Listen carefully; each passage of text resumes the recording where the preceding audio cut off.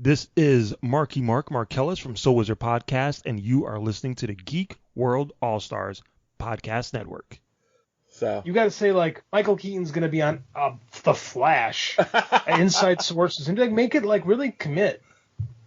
Yeah, it's got to be something really interesting that people want to hear, you know? Right. Like, if you give them what it's the P.T. Barnum, right? If you give them what they want to hear, they'll believe it no matter what. Yeah, that's true. That's true. God damn, it worked for the Snyder Cut. Those nerds willed that into existence. Yeah, it's true. It's so true. It's like having the power ring, but they used it for mediocrity. Welcome to the continued podcast adventures of Superhero Speak. But I think many of the people that love this character and that love superheroes in general have used these stories as inspiration to say, you know what? I'm going to do something good in the world. I'm going to make a difference like my hero when I was a kid. That is my fondest memory of it, because when you're doing comic books, you want them to affect people, right? You want people to care. You want to strike emotions. And I knew that Clone Saga was striking a lot of emotions. Can you imagine Pulp Fiction starring Goofy and Mickey Mouse? I can totally imagine that. I'm sure somebody's written that one too. Quarter pounder with cheese and France, Mickey? What? Boy, ale with cheese, Mickey. Yeah. I can totally. See? I would watch the hell out of that movie. Yes, I gladly sacrifice my progeny to view of a mighty Marvel beast. But Neil Adams is somewhere going, it's my time. How do you measure success? Hey everyone, you're listening to Superhero Speak, and I'm your host Dave. And John. JD. We're back together again. No special host this week. I got invited though to be a host on an upcoming episode of So Wizard, so that'll be fun. That's where you can start rumors. You listening, Joey? I'm coming with the rumors. But that's how you start rumors. If you started on our podcast and another podcast, then it's got corroboration. And it needs a tweet. It needs a tweet. All right. But links. It's got a link to something. But you do the tweet, and then on our podcast, you say, hey, did you see this tweet? And then you go on the other podcast and say, hey, did you hear what Superhero Speak is saying? And then it starts to go around. He's right. That's probably how they all do it. Yeah, because it's got corroboration. That's how they do it in politics. It's true. That's all it is. The Ministry of Disinformation. Even if you're the one that did the tweets, like, did you see this tweet that somebody wrote? We just go, I saw this somewhere, so I tweeted it out. Yeah. Well, yeah, exactly. I saw it somewhere. I don't remember where. Somewhere on the internet. It's on the internet. It was in a tweet. I don't know. Yeah. It's easy. It's easy. We're not committing. We're not committed enough to being scumbags. So what? So GD, what scummy things have you done this week? Nothing scummy. I'm hanging out on the farm, enjoying life. Yeah. Working. Yeah. Writing? I haven't got as much writing done this week. I've had a lot of work type stuff to do. I'm taking this class online that's been really beating me up, so trying to figure out the marketing aspect of things has been rougher than I'd like it to be, but I'm learning. You had a mysterious post on Facebook. Can I ask about it? Sure. I had a meeting today. I had a Zoom conference call today about a documentary that I made about a year ago. It was not. It wasn't one of my projects. I was hired to work on it. It was super low budget.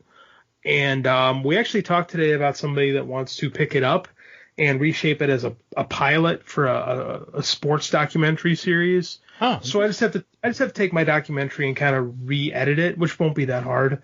And then they'll shop it around. I mean, like I've been in that game long enough where I don't get excited about things, but I could use the payday, quite honestly. So I'm going to work on it. We'll see what happens.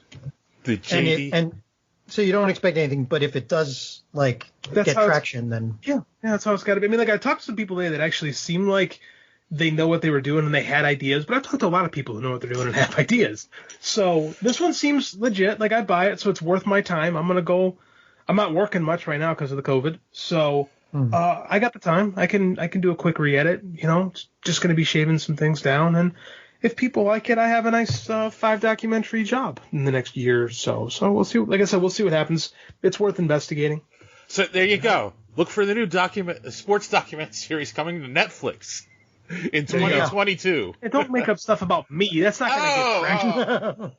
Nobody cares. So like I said, we'll see what happens. Had a good conference call today. You know, Dave, this is the way you do it. It's like, why won't Netflix pick up his documentary series? Call Netflix and ask them. Considering I don't even have one. Didn't even think about having one until about 12 hours ago. We'll see what happens. That doesn't matter. Microsoft's been selling vaporware for 40 years now. I mean, it doesn't have to exist for you to start selling it. Is vaporware the thing the kids all take to school nowadays and get in trouble with? Yeah, sure. Mm-hmm. No, vaporware is a technical term for, like, we have artificial intelligence, and you can start paying us now for the ability to use it, but it doesn't work yet. Right. Oh. Microsoft's been doing that for freaking forever. Wow, that's shady. Mm-hmm. How do you think Bill Gates got all of the money? A lot of companies do that, the big ones. He put a lot of companies out of business doing that. Oh, yeah. Buy them out, boys. Netscape Navigator, BOS. That is one of the best episodes of The Simpsons. Isn't it? Yeah. Copy Global Hyper making that? Yes. You don't think I got rich by writing a lot of checks, do you? Phenomenal. The older I get, the more I appreciate those earlier Simpsons episodes. Mm. They're so good. I saw a meme on Facebook asking anybody if they'd seen the episode in The Simpsons that tells us how we're going to get out of COVID. Yeah, no kidding. So, seeing as how they've basically like everything. Yes, there might be a disease episode. I have to dig deep a little bit. Oh, I'm sure there is. So, John. Yeah. What scummy things have you done this week? Dude, I'm a bastion of piety. Are you kidding me? I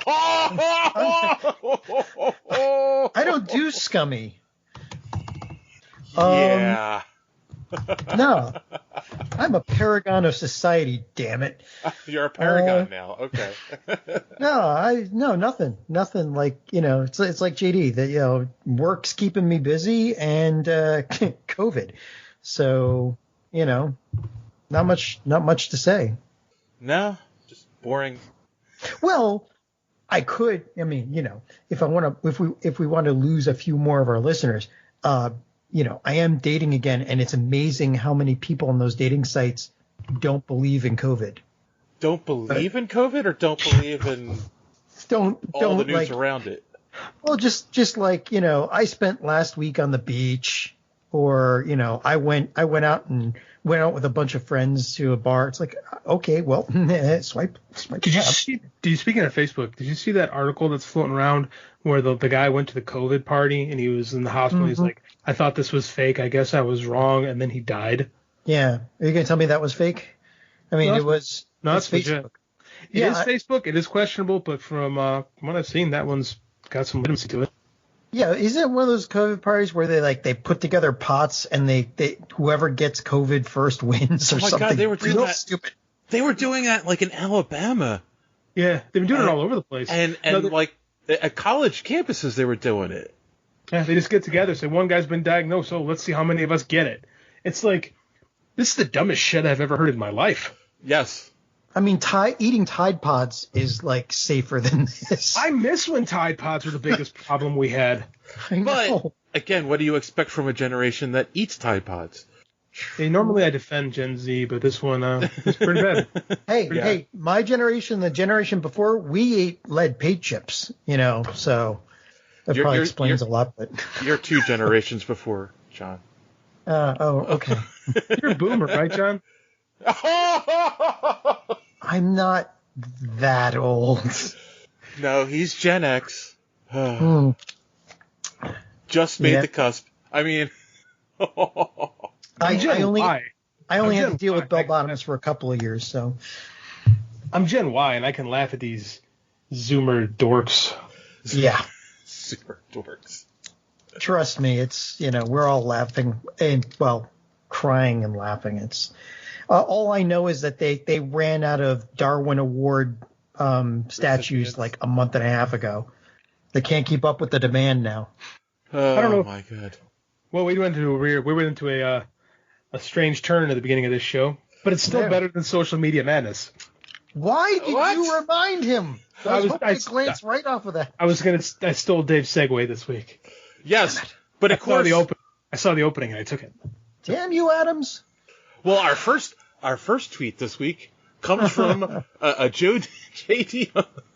Yes. This is why. I had ulterior motives. So you tweeted this out and you did tag us in it. And I thought, let's talk about it on the show. So the tweet that's going around is name your favorite from the main superhero universes. So X-Men, MCU, DCEU, and Sony. And since it was your tweet, JD, you can go first. Oh, the X-Men movie, my favorite of the X-Men films has been Days of Future Past. My favorite MCU movie this week was Winter Soldier. I'm always bouncing between Winter Soldier and Guardians of the Galaxy, but this week it's Winter Soldier. My favorite DCEAEIOU movie is Teen Titans Go to the Movies. That, you know what? That tracks though. The best, really is. Considering, And from Sony, I was really close between Far From Home and Spider-Man 2, but I gave that to Far From Home because, man, that ending. And Far From Home is a cheat because that's also part of the MCU. Yes, that's how you responded to me. So yes, okay. Sony cuts the check. This is true. All right, John, how about you? Wait a minute. You're asking me to give you a favorite from the X-Men series? Yes. Good X-Men movies. Good X-Men movies, but there's a couple. Days of Future Past? That's it. Logan. I would have also accepted Logan. Well, yeah. You know what?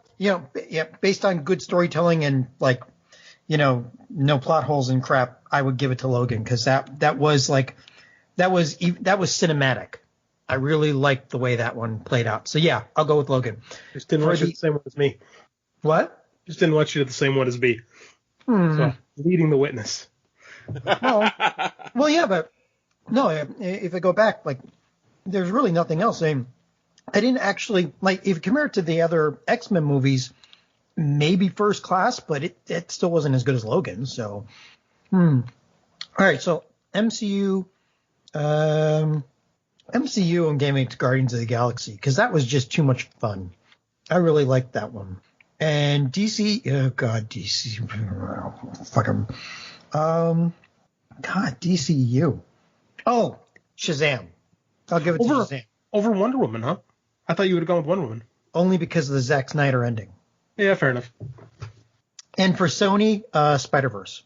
Oh! Right? I forgot that one. God, right? I was wondering why you didn't pick that one. I was thinking movies. I completely forgot about an animated. So I was being a smartass with my DC one that I completely forgot about animated Sony. God bless. That's right. It takes an anime guy. It takes the kidneys, right? Boogers. All right. Let me think. Okay, so X-Men. It's tough. And it's funny. I think I would actually pick, and I know it sounds weird, but X-Men 1, the first one, just because.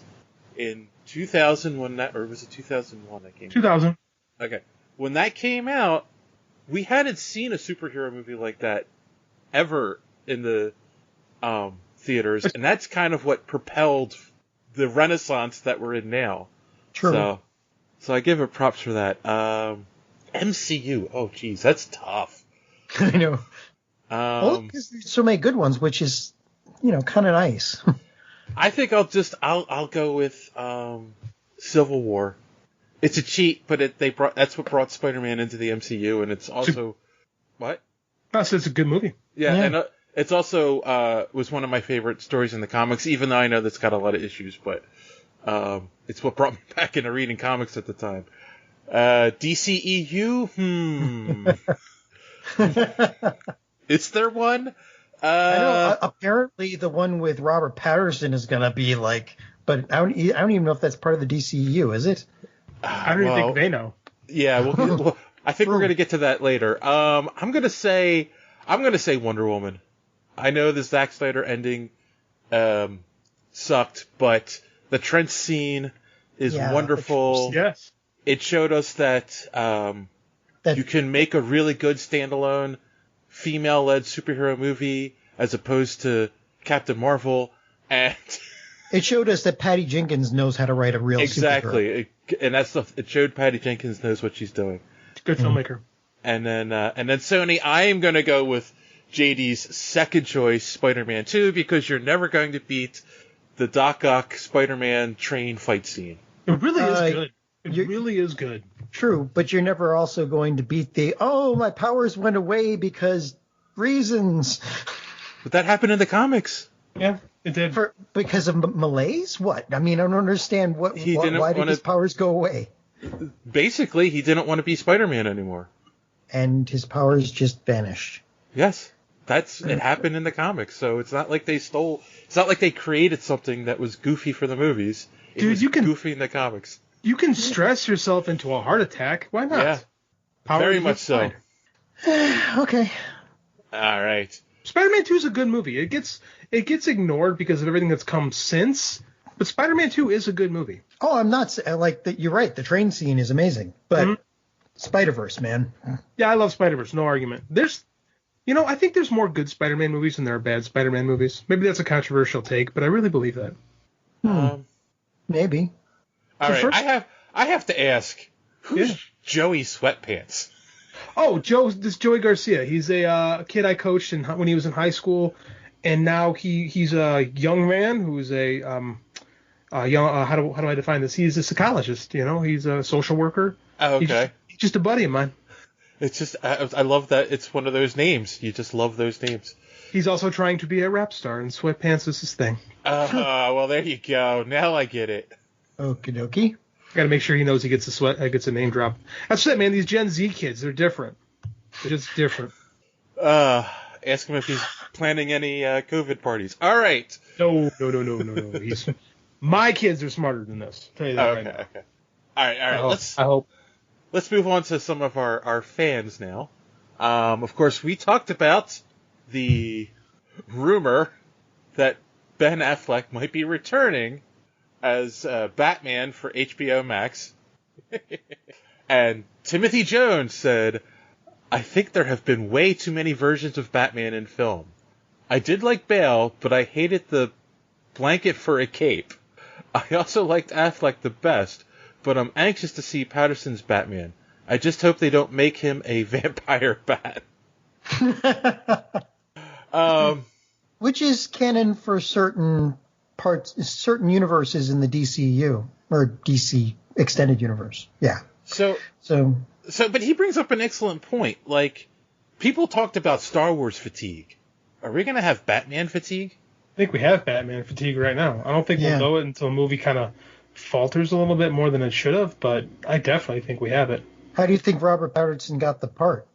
It's like fatigue from the casting. It's got to be like, just throw Robert Pattinson in there. Why? Because my daughter liked him. To be fair, I think we had that same thing before Batman Begins came out. Granted, there's 8 years between Batman and Robin and Batman Begins, but I mean they had a hard time getting that off the ground because the thought was, the public is sick of Batman. Well, and then Batman Begins was kind of a quiet release. Like it didn't have a big marketing machine behind it. Like DC just kind of released it in summer of 2005, and it wound up doing pretty good. Yeah, one of the few times they got Batman right. It is. That's a good trilogy. Do you guys ever watch the pitch meetings by Screen Rant on YouTube? No, who doesn't? Oh, really? I don't even know what you're talking about. Oh, they're hysterical. You'd love them. They're really quick, too, so they fit your schedule. Yeah. They're only like a couple minutes, and I can't remember the guy's name, but he does both roles. He's the writer pitching to the producer, and they go back and forth talking, and it's like, here's my ideas for the movie, and the producer's like, wait a minute, that doesn't make sense. The writer basically says everything that's stupid that happens in these movies. And he says the things you're thinking in your head, like you, JD, being a movie person that you are, all the problems with, character development, all that things you're saying in your head while you're watching a movie, he's saying them out loud. And it's Ryan George. Okay. And he's I just saw the Batman ones today for the Nolan Batmans. I watched back to back the three of them, and he's like, Yeah, so he's being trained by these secret ninjas, and then Ducard brings a man for him to kill, and Bruce Wayne won't kill him, and it's like, oh yeah, he's got his one rule. Yeah, that's cool. Okay, yeah. So then he blows the place up. Wait, he blows the place up? Aren't all those people gonna die? He's like, oh yeah, Ra's al Ghul dies for sure. It's like, wait a minute, but what about his one rule? Well, we won't think about that. That's very Batman though. Like, Batman won't has an issue with actively killing somebody, but he passively kills a lot of people. Yes. Like, there's a lot of maiming that goes on in Batman. Like, I won't kill him, but I'll make sure he's in physical therapy for the rest of his life. Well, until they put machine guns on the Batmobile in Batman v Superman. They did that in Batman, the original, in '89, though, too. Oh, yeah. No, the '89, he blew... Remember, he dropped somebody in a manhole cover and a bomb after him. Remember that? That was in Batman Returns. Oh, right. In Batman '89, he does drop a bomb inside the Axis chemical plant and clearly kills all the Joker's henchmen that were stationed inside the factory. Okay, fine. Because the machine gun's on the Batmobile in '89, he only uses to cut the door open to go through. That's true. Now, all I can say is Batman's PR guy is amazing. Paging Jeff Johns. Yeah. All right. So another thing that we talked about, again, people love the Evil Dead movies. So they're great. We got some more feedback on the Evil Dead reboot. Volsker chimed in again. He said, to clarify my prior comment, I meant like a new repassing of the torch, since technically the show does that, which means they could pick up where the show left off. The previous reboot wasn't horrible, and was to be more horror than comical. So yeah, because he was talking about, in his last comment, he said, this would be like a passing of the torch, but yeah, the show was kind of meant to do that, and it didn't. The Gorilla Brain podcast said, I'll try it. I despised the remake for years because I couldn't let the fanboy go. Now I consider it one of the best movies in the last 15 years. That's a bold statement. Yeah. One of the best movies of the past 15 years? Yeah. I mean, especially when there's 11 Marvel movies in there. I mean, there's a lot of great movies. Wow. Yeah, no. I wouldn't even call it one of the best horror movies of the last 15 years. Yeah. Especially in the 2010s were a really good decade for, like, independent horror films. Yeah. Wow. You need to reevaluate your statements, sir. Sorry, Ray.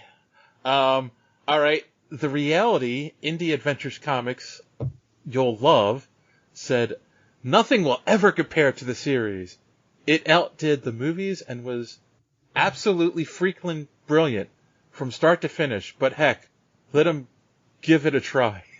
And of course, it's a gif of Ash catching the chainsaw on his hand in midair, or on his stump. On his stump, yes. Mm-hmm. I mean, the show was good, but I don't know. I still think Army of Darkness is, like, hard to beat. See, I agree with the Gorilla Brain's next tweet in that Evil Dead 2 is a masterpiece. I think Evil Dead 2 is the best of the series because it's mainly Bruce Campbell just playing off of, like, some rubber. That's the first one that I saw too. I never saw Evil Dead 1 until after I discovered it by seeing Evil Dead 2. I mean, so I had to go back and watch it. But I mean, most people did that. I think most people discovered it Evil Dead 2. Yeah, because it's like, from my understanding, and JD, you know this more than I do. From my understanding, like, the first movie was they were trying to take it seriously, but, like, people were like, this is weird, this is goofy. So that's kind of why the 2 is almost a remake of 1 in a lot of ways, but they just went really hard into the comedy side, overdoing it, like, way too much blood and all that kind of stuff. But that's when it got really fun. Yes, they steer into the skid because there's moments of, I don't know if it's unintentional hilarity, because they had to reshoot large chunks of that movie. Yeah. Because they realized tonally it was off, and they just had fun with the first one. They're making a horror film, but, like, clearly we're having a wink and a nod. By the time the second one comes around, they're straight up horror comedy. Like there was a wave of movies in the early to mid 80s that were straight up horror comedies. Like they played them serious, but there's a lot of horror elements to it, like The Howling or The Gremlins is another example of a horror comedy. House. Like there's a lot of examples of that from that particular era. And even like the Nightmare on Elm Street movies and Friday the 13th movies took a more of a humorous tone as they went on, because people were having a lot of fun with these horror movies. And Evil Dead is right in that zeitgeist. Yes, and both Norm and who was the mailman from Cheers? Cliff. They were both in one of the House movies. So that's right. Oh, what you mean? House movies, like the House movies, like the one. What's the guy? The Greatest American Hero was in one of those. William Catt? William Catt was in one of those, wasn't he? Was he? I don't remember that. I don't know. To the internets. They're haunted house stories, but I mean, they're kind of, they're a wink and a nod. Yeah, exactly. 1986. He was in House in 1980, the first one. He was in the. I forgot about that. Oh, okay. Yeah. That's how I figure out movies and how they're related to the Greatest American Hero in that cast. He's also in Carrie. Yes, he is. Nice guy. He's a nice guy who is a good person the entire time, but still feels the wrath of Carrie at the end because he's unconscious. Poor bastard. Yes. I feel bad for him. Sorry, continue. That's one of those breaking the horror movie rules. And then finally, the local bard said, I love the first remake, so I'm optimistic about this. So we shall see. I don't know. Again, without Bruce Campbell, what's the point? I bet he's like 30. Because I think that's a generational thing. Like, I think if you grew up with the Evil Dead movies, like, I think it's really hard to replace that. But I think if you discovered the remake early in your life, you kind of have a special place for it. Yeah. I've seen that. So, yeah. Yeah. And then finally, we talked about the Muppets now coming to Disney Plus. And again, once again, our good friend Timothy Jones said, anything the Muppets do, I love. I hope the new show holds up just as well. The Muppet Show was iconic and had great guests. The puppeteers were amazing. I have great respect for anyone who can have their arm up something furry and bring it to life. Whoa. That's a funny way of putting it. That is. Tim, do you have a cat or a dog? And do they run away from you? I was going to say insert sour grapes joke, but no, that's never mind. Harsh for him. Yeah. Oh, as long as it doesn't follow like the way they're changing other stuff. So like, Beaker isn't always trying to be killed or whatever. It's like, yeah. Well, the thing with that is like they already tried going a completely different direction with the Muppets with the TV show, and it really didn't work. So I kind of think the second TV show, you mean? Yeah, I think they'll be smart to go back to the original formula. I didn't hate the TV show as much as other people did, but I mean, it was just too. I think doing the Muppets as 30 Rock just brought too much of a somber tone to the characters. Yeah, there's got to be moments of just ludicrousness and there wasn't enough ludicrousness. There was, like you said, and some of it was just too weird. Like the fact that Fozzie was dating the woman from Garfunkel and Oates, whose name I can't remember off the top of my head. Like I just couldn't wrap my head around that. Like it was a bridge too far. Yeah. Mm-hmm. But yeah, I mean, like I wanted to like that show more than I did. I was telling my kid the other day, one of my favorite cartoon shows growing up was Muppet Babies. I loved that show. It was just good, the right age for that. It was perfect age for that. Brilliant writing. It was geared like right to me. It was little kids, Muppets with like big imaginations. Like that's how I met the Muppets. Like I didn't know who the Muppets were before Muppet Babies. Like it was literally a show that spoke to, I felt like me personally and my generation, if you will. It's a good way to have met them though. Yeah, I agree. Cool. All right. Well, on that note, boys and girls, if you want to know more about how to follow us on social media so you can be a part of Social Media Madness, here's our good friend D Square to tell you more. Enjoying the show? Want to be part of Social Media Madness? Make sure you are following superheroespeak.com, where you can find all of the show's social media links at the top of the page. While you're there, You can check out old episodes of the podcast as well as some other great content. Check the site often because we are posting some great comic reviews as well as comic book and movie news content every day. Make sure and follow us on Twitter at Superhero Speak. And while you're there, check out the rest of the Geek World All-Stars Podcast Network. You can follow them at @stars_geek.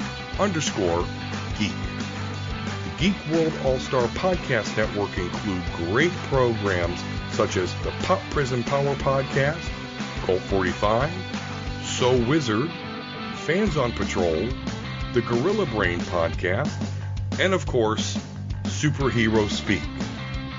Search for #GWAllStars. You will not be disappointed. Now it's back to Dave and the boys on Superhero Speak. All right, Don, thank you for those kind pre-recorded words. And if you have a chance, don't forget to check out the D-Squared podcast, where him and his brother Volsker, who is a contributor to Social Media Madness a lot, discuss comics and other nerdy stuff. The House of D. So on that note, we're going to take a quick commercial break, and we'll be right back. After these messages, we'll be right back. All right, and we're back. Hey, did you guys notice that Social Media Madness wasn't nearly as excruciating this week? That's because we have so little news to talk about that we're willing to talk about anything at this point. Yes.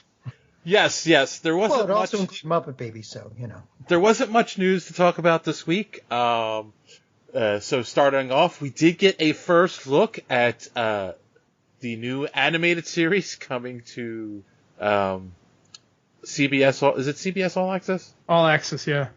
And it's the Star Trek Lower Decks cartoon. Did you guys have a chance to watch the trailer? And what did you think? John? Being a Trekkie, lifelong Trekkie, it's got promise.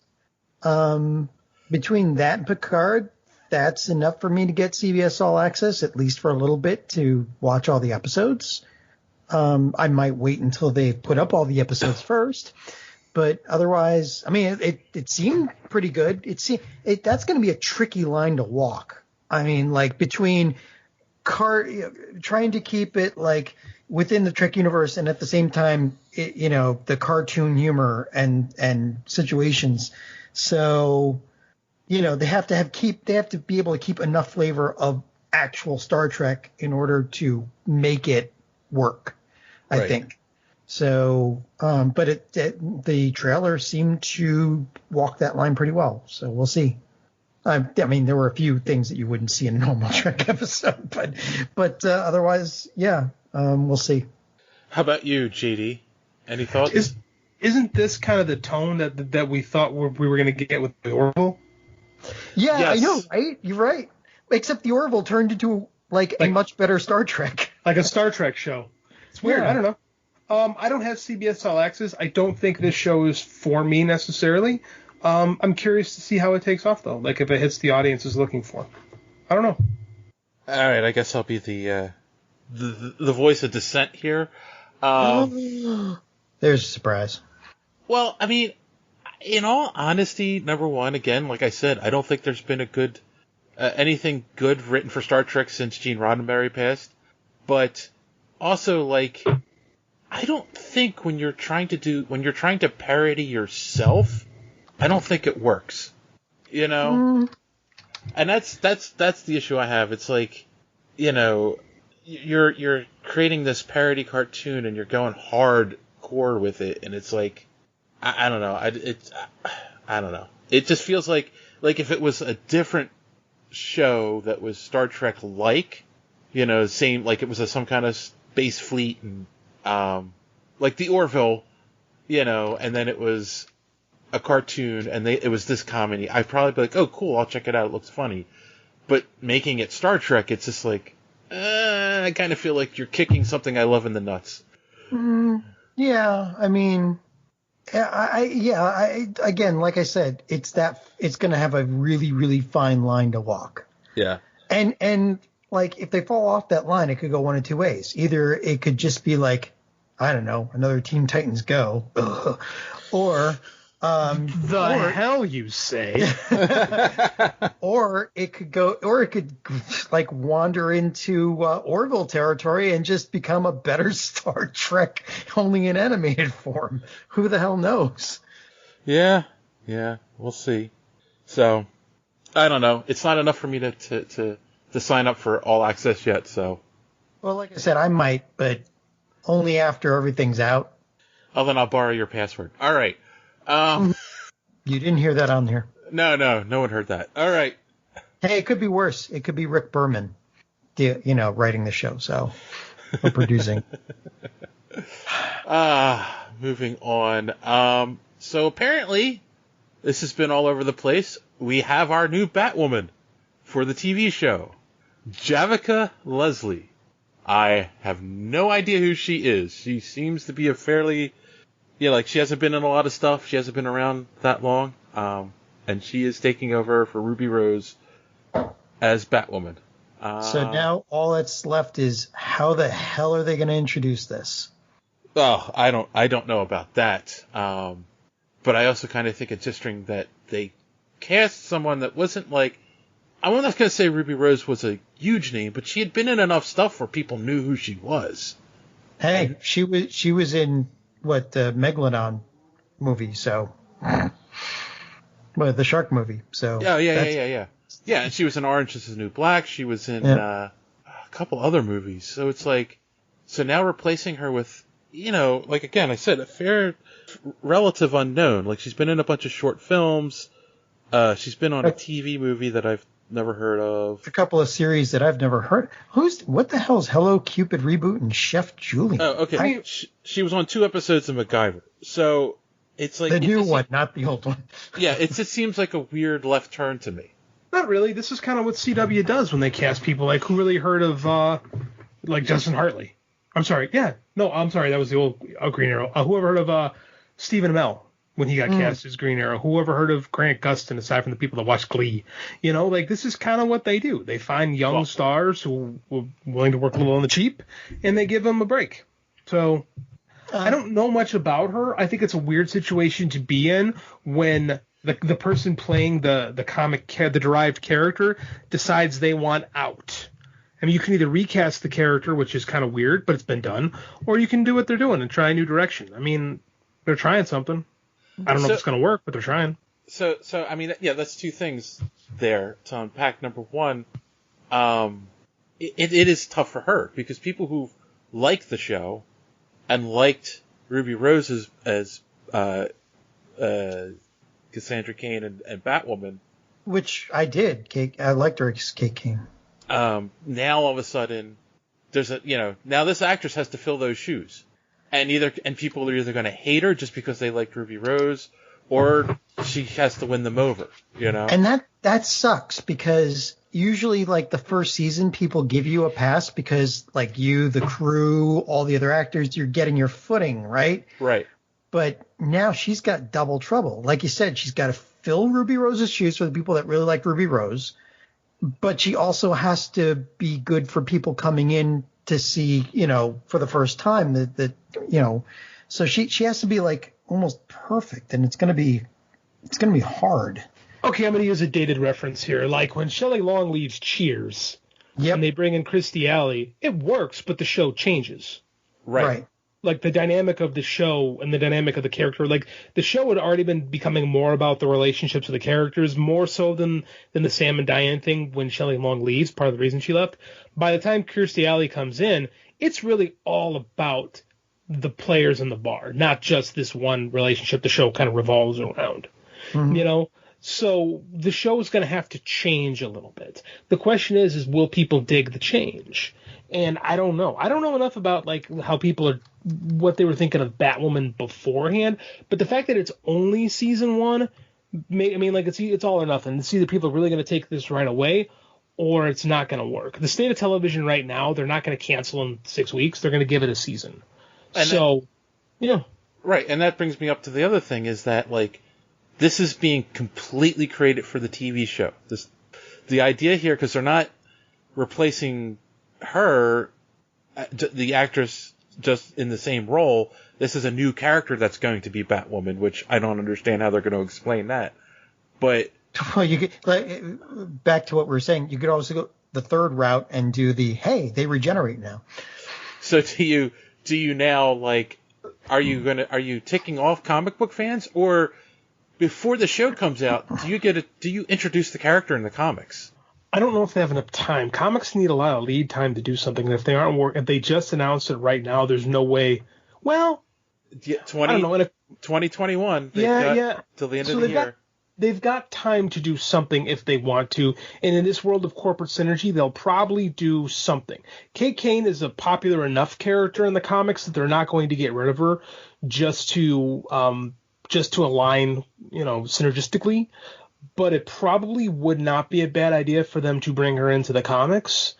Like I said, I don't know. Like they Ruby Rose really kind of painted them into a corner.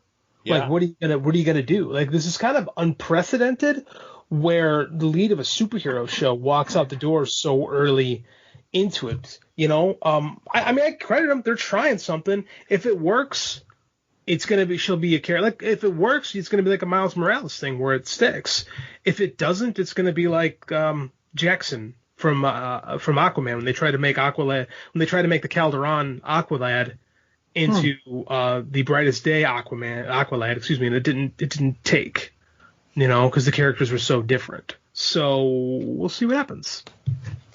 All right, I agree. We'll have to see what happens. I just I'm nervous for this poor actress. Weird. Yeah, it's weird. It's all going to come out of how charming is she. Right, because that's another thing, right? Because again, if she's given a bad script and people don't like the story, does that hurt her career too? These all acting careers are a series of choices. Yeah. Right, and sometimes you get dealt a bad hand with your acting career, and you either gotta reboot it or overcome it or make it work for you. I don't know. Nobody knows how this is going to play out. We're talking about what she has going in her advantage is that there's no expectations on the character, so she really gets to make it her own. Like, they don't have to check boxes or fit into people's preconceived notions of what it is. Like, she gets to invent the character and make it hers. True. Which is kind of nice for her. Yeah. No, that's very true. So Javica, we wish you well. And we know you listen, because everyone in Hollywood listens to this podcast. All right. Yeah. Speaking of reboots, and rebooting characters, and Batman fatigue, there is a new Gotham Batman-less TV show coming to HBO Max, which will follow the Gotham police. God. We just got rid of the last one. It's literally the same exact show. Come on. However, the difference here is Matt Reeves is involved with the show and is saying it will serve as a prequel to the Batman movie. But we just got that. We literally did just get this. However, I think I don't like this idea, but because Gotham was such drizzling shit, what I like about this is they have the showrunner Terrence Winter, who's the showrunner of Boardwalk Empire, good show from HBO, is in charge of this. He's going to be running the show, and they're also going to be doing Greg Rucka and Ed Brubaker's Gotham Central as an inspiration, which they said Gotham was going to be. But if you watched Gotham, you went, this is nothing like Gotham Central. No, like Gotham Central was a super grounded show that happened to be in Gotham City, a city with a vigilante and weird villains. So if they can keep true to that and not just make it a, hey, Batman show, nudge, nudge, I think it could be all right. I just want to know who wished on a monkey's paw to get a second series for Gotham. That's all. I mean, come on. I don't get it. It's like, and people like this show, but I'm like, it makes no sense to have all of Batman's villains in a show and not have Batman. Like, doesn't anyone get that? If there's if there's no super villains on the show, I'll be fine with it, because I agree. Like, I remember the first season I was watching Gotham, I was dealing with, because my wife was watching it, and I looked at her and said, by the time this kid becomes Batman, all these villains are going to be on AARP. Yes.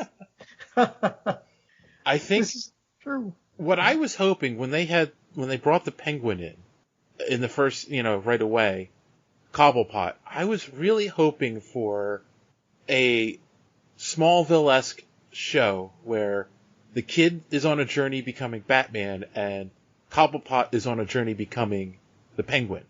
And that's the journey you give us on the show. They did not do that. They did not do that. No, they brought in the League of Shadows. They gave us the Joker. I mean, it was just like, seriously. And Ivy and literally just about everybody, right? I mean, He gave us Joker twice. Like, and I think they did the Court of Owls, which kind of works because that predates Batman in continuity. So I mean, I kind of bought into that. But like, exactly. It's like at that point, it's like, great, let's watch the Court of Owls own everybody because, who's going to stand up to him at this point? and that'd be kind of cool if you had like a young Gordon trying to fight against the Court of Owls. Like, I could get into that, But I mean, I don't understand the desire to have Batman without Batman. I don't know. Batman fatigue? Well, but that's contributing to the Batman fatigue, right? Yeah, I mean, that is. Yeah.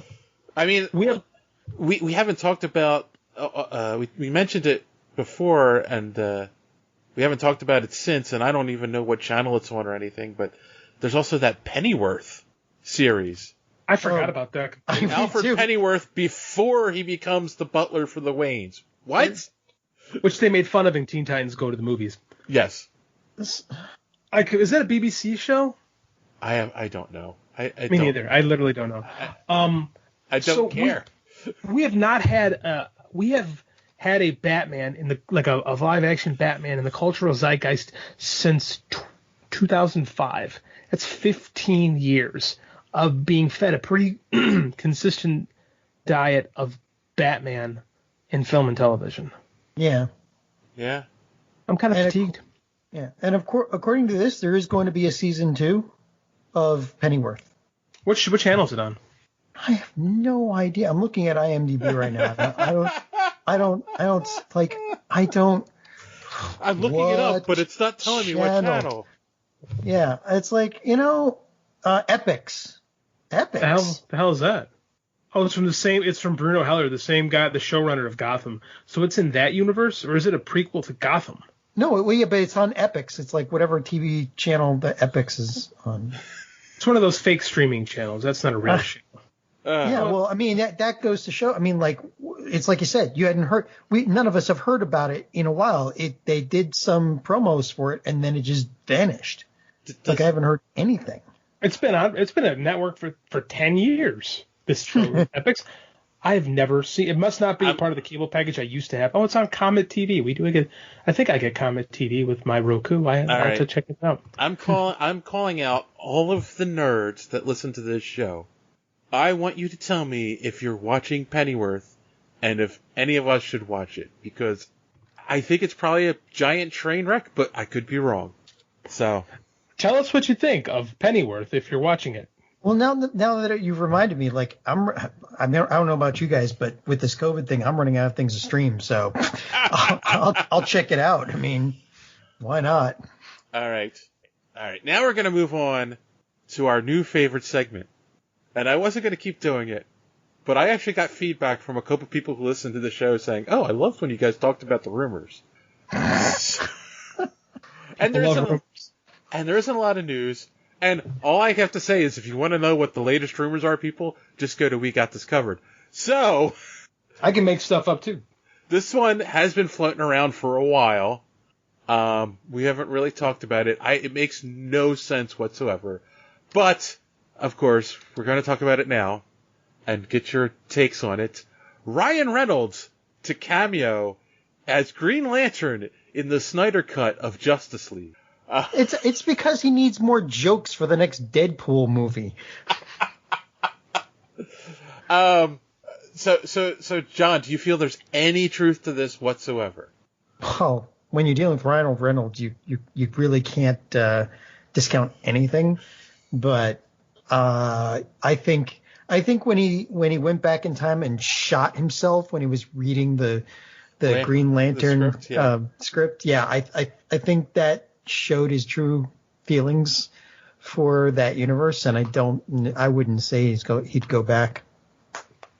Okay. What about you, JD? No, because nothing's being shot right now. Well, like most true. most production's being halted on just about everything, and like you have to force it in. Like I think that's just a rumor. Even if they restarted, they're all stopping again, right? Because we're having the we're having the resurgence. Southern California just got shut down again today. So I will say this: when Justice League was coming out, originally there was a rumor Green Lantern was going to be featured in it. Obviously, that didn't happen. So there are some people that feel there was already scenes with someone playing Green Lantern, but they never announced an actor. So I call bull on that. And also, the Ryan Reynolds Green Lantern movie is so widely panned and really didn't do well. I can't believe they would want him to come back anyway. Yeah, well, Zack Snyder. No. And he wanted his own thing, though, because that's not his movie. That wasn't his vision of what things should be. Like, I think there was rumors about a Green Lantern-like scene, so it wouldn't surprise me if they inserted some Guardians or a green zip in the air that represents something, but no, not Ryan Reynolds. Well, when they were in Justice League, when they were describing, like, where the Autobots came from, there was a Green Lantern in there. You're right, I forgot about that. And they saw the green ring fly off, so... Yeah. I think that's it. I think that's what we get for Green Lantern, because, like, they don't want that. That's just, no. And believe me, if anybody tried to will that into existence, it would be Ryan Reynolds. And, like, the fact that he hasn't said anything or even teased anything makes me think it's not. And maybe the same guy with the monkey's paw got a new Gotham series couldn't bring that All right. I mean, it'd punish us all. It's worth it for the monkey's paw. Speaking of punish, there you go. Perfect segue. Oh my God, I did one by accident. Yay! Marvel will be rebooting The Punisher with John Bernthal. Bernthal? Is this the one from, And this rumor... We gotta cover this? Or? This rumor... I saw it on We Got This Covered, but it's spread so much that it's even now on IMDb, people. Well... No, yeah, but it's IMDb quoting "We Got This Covered." Where's the reboot? At the end of it, it gives you a link to "We Got This Covered." So where's the reboot? John Bernthal played the Punisher on the Netflix Marvel. I mean, that was tangentially connected to the Marvel, the MCU. So I mean, that's if they did another show with him, which I don't know if they can because of the Netflix contracts. That wouldn't be a reboot. That would just be a show. Yeah. That would be the same continuity. By the time everybody can start filming again, the Netflix contract might go. The non-compete clause might go out of time. I don't know what the contract status is with those things, but that's not a reboot. I know. Like it'd be a reboot if they just like started all over again with the same guy. That doesn't make sense. This is a dumb rumor. This is people don't even know what the word reboot means. Mm-hmm. I will say this: I did see people posting like when the Daredevil one was up. So the contracts, it was like 2 years, and so a bunch of them are up already. So, I agree. Like it doesn't make sense, And again, reboot or do they want to like have Punisher show up in one of the movies they're working on and just have him play them? Here's what doesn't make sense either: is the Punisher's never been successful. Like how many Punisher movies have they had, and how little have they made? The Punisher movies are on the level of, I want to punish myself. I'm going to go see a Neil Breen show. Or I enjoy the Thomas Jane one. I like the Thomas Jane one, but it never really feels like the Punisher. But I mean, he's never really done anything, and I don't think the Netflix show. I could be wrong on this, so if I'm wrong, someone will correct me. But I don't think the Netflix show like blew the doors off of the Netflix ratings as far as the rest of the MCU stuff went. Like I think it did all right, but I mean like I don't understand this idea of rebooting with the same character. Like it wouldn't be rebooting, it would just be restarting. Like this is bringing him back. Well, I just think people like to throw the word reboot around because it's buzzworthy now. It doesn't make sense. What were we talking about last week? It was deboot or unboot. Unboot. Yeah, I forget what he said. So which is what it would be. I mean, it wouldn't even be that. It would just be, hey, we're making another Punisher with the same guy that made the Punisher. Right, and exactly. Which would make him all canon, which would then probably make most of the Netflix stuff canon. But I mean, except for Downey, they'll wipe him from existence. But I mean, like, it kind of was to begin with. Like, they tried to make it tangential to the MCU, and Feige just kind of ignored it. I mean, maybe he won't now if he brings that. I mean, it's like, I don't know. I believe this one, because of the wording and because of everything involved, I believe this one less than I believe Ryan Reynolds. Wow. Strong words. All right. And the last one I love because of the little detail. Everywhere I see this talked about, this detail is added, and I'm like, that's what, it's like, no, this is what makes it false.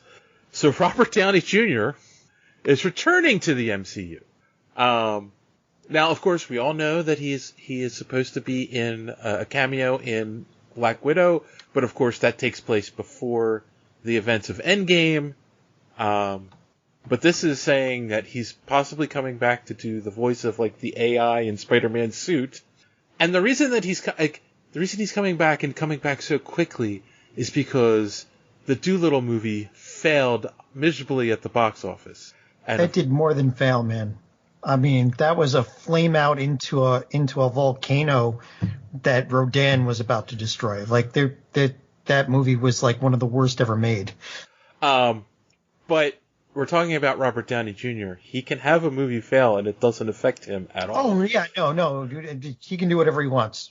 So here's a question: is a movie with $175 million budget that box office is $225 million a traumatic failure? It made that much? I thought it didn't. That's what I'm reading. So it made bank, basically. It made it. I mean, it didn't make bank, but it more than broke even. Like if these numbers are legit, which I don't know, I can't quote the source, but that would mean it probably made back its budget plus its advertising budget. Like it's not a hit, but I mean, like this isn't. They've made worse movies for less, basically. Yeah, I mean, this isn't terrible. At the same time, I mean, like Robert Downey Jr. made a bad movie, like a movie that doesn't make a lot of money, even though there's fallacy in that. Does he need money now to come back and be Tony Stark? What would be the impetus for him to do it? Like, the man has more money than God. And they gave him a really good character arc. To bring him back now would almost like disrespect that, wouldn't it? Right. I mean, the idea is, well, that didn't work, so now we'll come back to Iron Man. That doesn't make sense. Like, he'd come back to Iron Man if he decided, man, I miss playing Iron Man. Then I could see him doing it. Or if they brought him back to actually officially pass the torch. Just so people know, Robert Downey Jr.'s current estimated worth is $300 million. So yeah, he doesn't need to act in the MCU, people. Mm-hmm. He doesn't have more money than God, but he's got more money than a demigod. Mm-hmm. Like, he doesn't need it. He acts because he gets bored. Like, that's what he does. He does for fun. Like, he made such an absolute fortune on these Iron Man movies that, you know, he can do what he wants. Like, well, he wasn't even acting them. He just did his Robert Downey Jr. thing. They trained cameras on him. That was it. I mean, I don't understand. Like, needs more. You know, it doesn't. It doesn't track. No. Yeah, like when they throw the his movie failed, so he needs money caveat in there. I'm like, that's what ruins it. You know. Now if it came out, if they were saying like he missed the character, he doesn't feel like he was finished with them, then fine. But at the same time, I kind of think he feels like he's done. Yeah, he wouldn't have left in the first place if he didn't feel like he was done. Right. Like, actors don't like playing these roles forever. Even Kelsey Grammer got tired of playing Dr. Fraser Crane. No. Say it isn't so. He did. That's why he hasn't done anything with them since 2004. Like, I don't know if people understand how much money these people have. I don't think they do. Yeah. No. Now, if he wanted to, if he thought it would be fun, I could see him doing that. But I think the abject, we'll say failure of Doolittle is not the impetus of it. Yeah. I call cockamamie. You call cockamamie. All right, so out of the three rumors, which is the most believable? I'm thinking the John Barenthal one, because like I think that actually could happen, but they're not going to reboot it. Right. Yeah. I think I could see him. I could see them saying, "Hey, let's bring him back to be the Punisher." That makes complete sense. That tracks. But the idea that they would like pretend that his Netflix show and Daredevil never happened, I can't process that. That's not real. Yeah, I agree, because the other two are just, I mean, Ryan Reynolds going into a character that he hated to work with Snyder, who I don't know, and Robert Downey Jr. Going back, like we said, I'd say John Barenthal is probably the more likely of the three. Now, let's say this Snyder thing works well for HBO Max. I don't think it's going to, but let's just play with me. Let's say it's going to, and it begins people to want the sequel to this movie. Now, if you say he's going to get Ryan Reynolds to play Green Lantern, sure, I'll go for that. But them shoehorning him into this movie, that's just not going to happen. Does anyone want Ryan Reynolds to play Green Lantern again?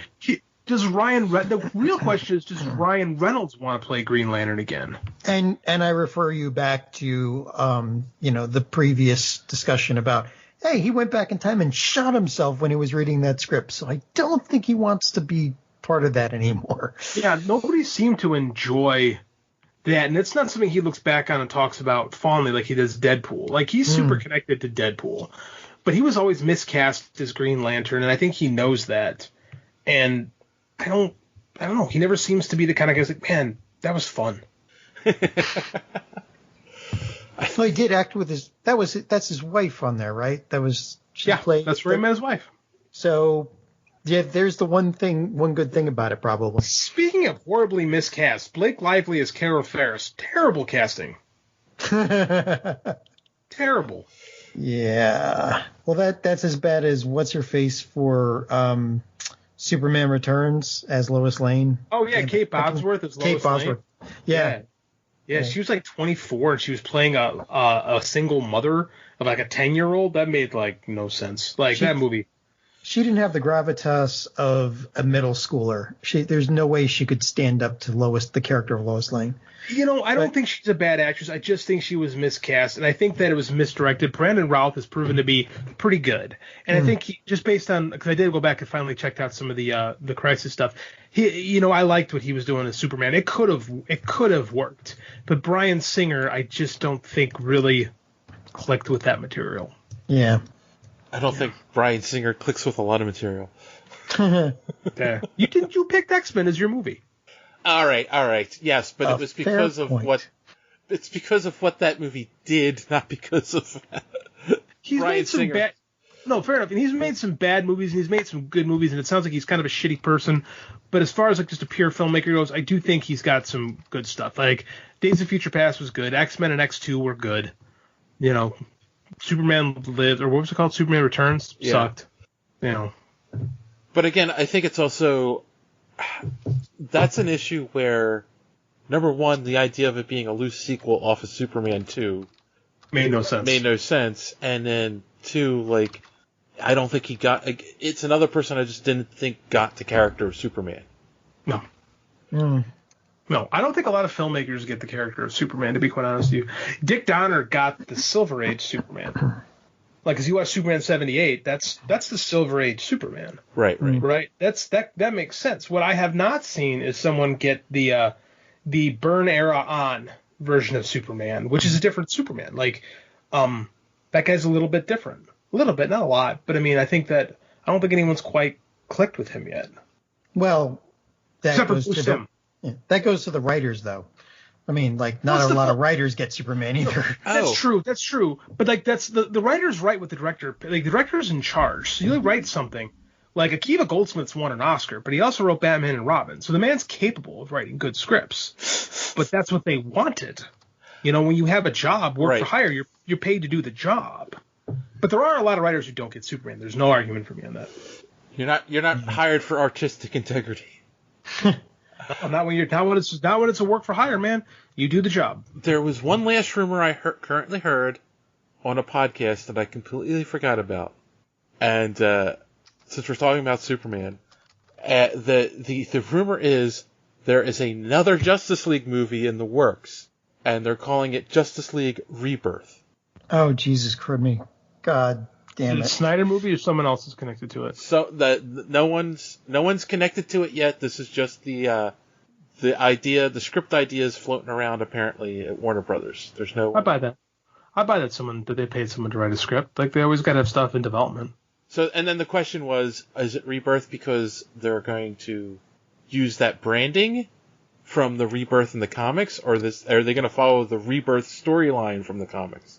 Well, they've got like 8 different Batmans, 12 different Jokers. I mean, they could take their pick of who's going to make it into the final cut of the universe. This sounds very much like a fan rumor to me because the Rebirth branding has a lot of equity in DC Comics, but I don't know. It does.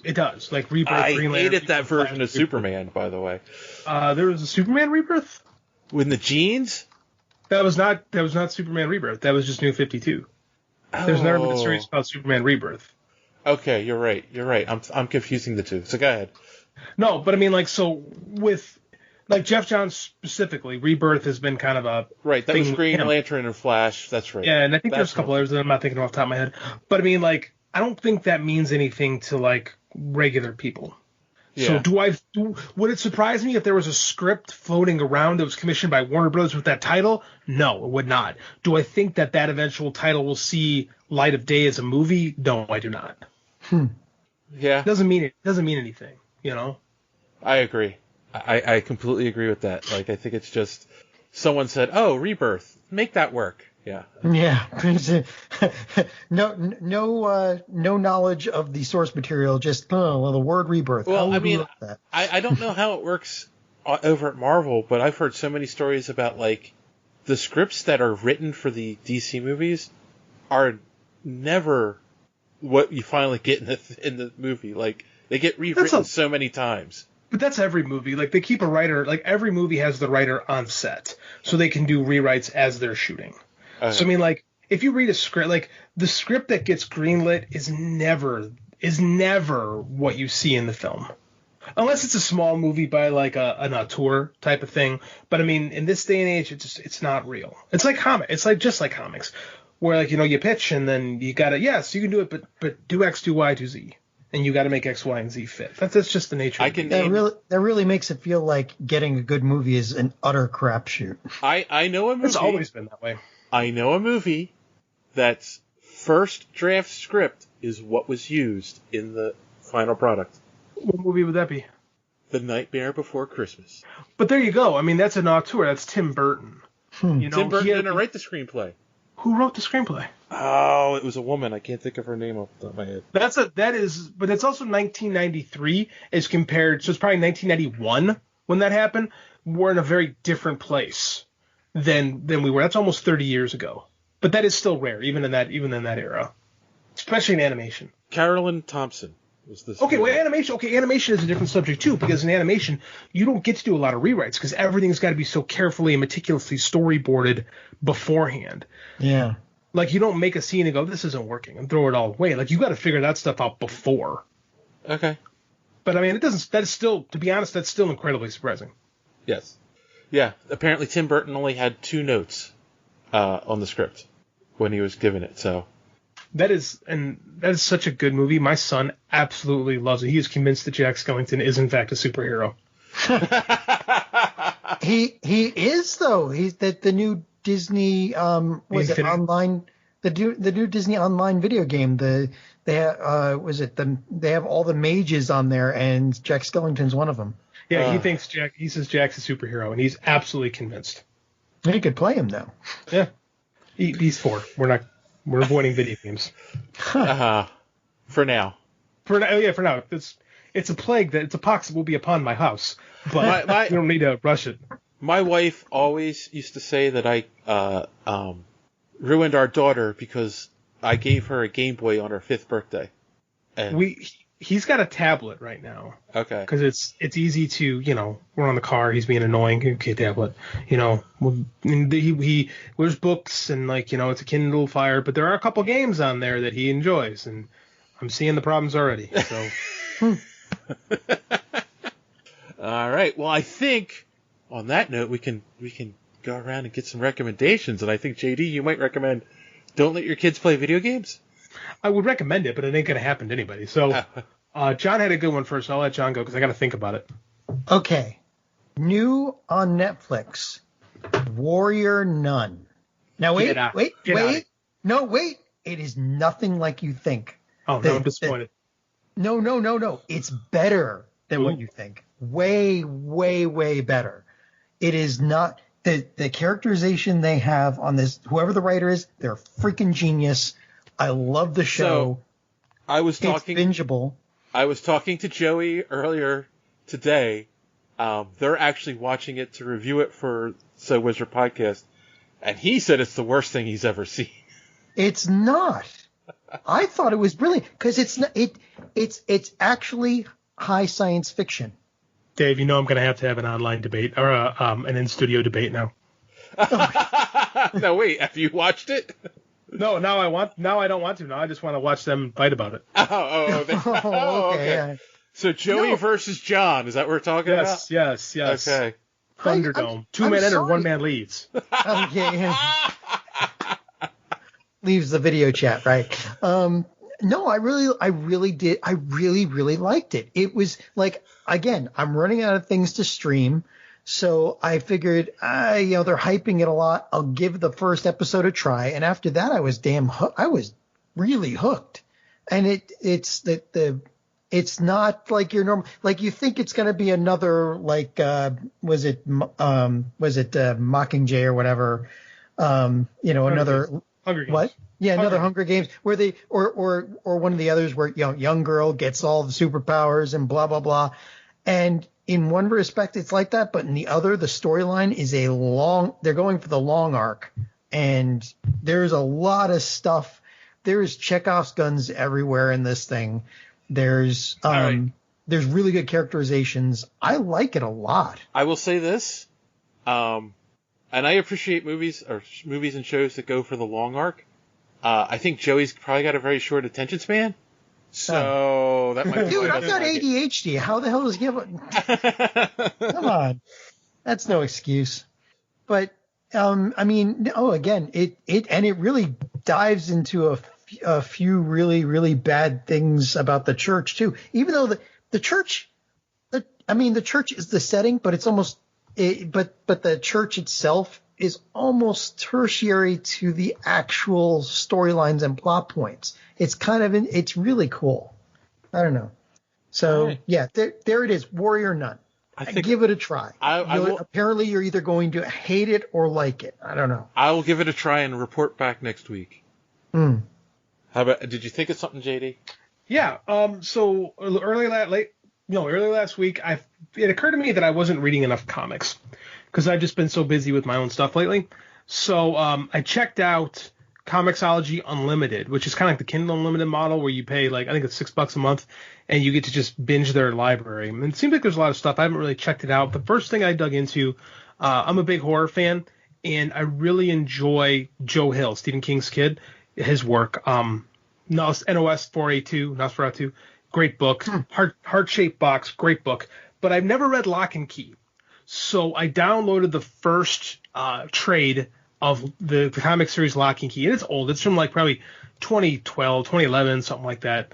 And I never it's something that was always on my list, but I just never quite got around to reading it. And so I started reading it last week, and I'm way behind the times. I know Netflix has a show. I haven't watched it.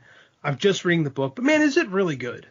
It's just good horror. And it's just and it builds into a world, and it's an ongoing story. So much horror is just this one little bit of storytelling. You get in, you get out. And this is long-form horror reading. And it's really good. And Joe Hill's a great writer. And he can to dance in both, because having done a little bit of it myself, to being able to dance in both the prose world and in the comic world is not easy. A lot of novelists never quite master writing comics.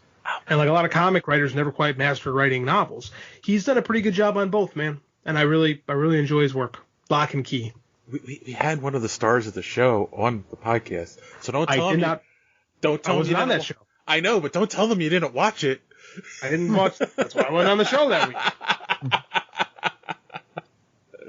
No, I have a 4-year-old, man. I got a job. I don't have time.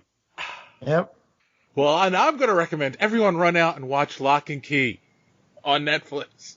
I actually, it's funny. I haven't watched anything new this week. I've been catching up on Prop Culture, which is, they had an episode on The Nightmare Before Christmas, and that's where I learned that about the script.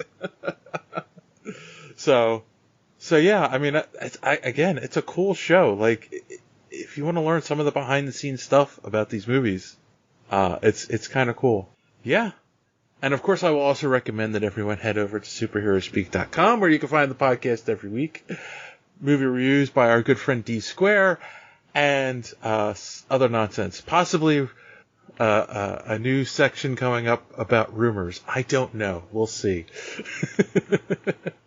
You need a link to go back to when you post it on Twitter. Right, JD? Yes, sir. All right. Well, on that note, boys and girls, as always, thanks for listening. Don't let your cape get caught in the door. Have a good week.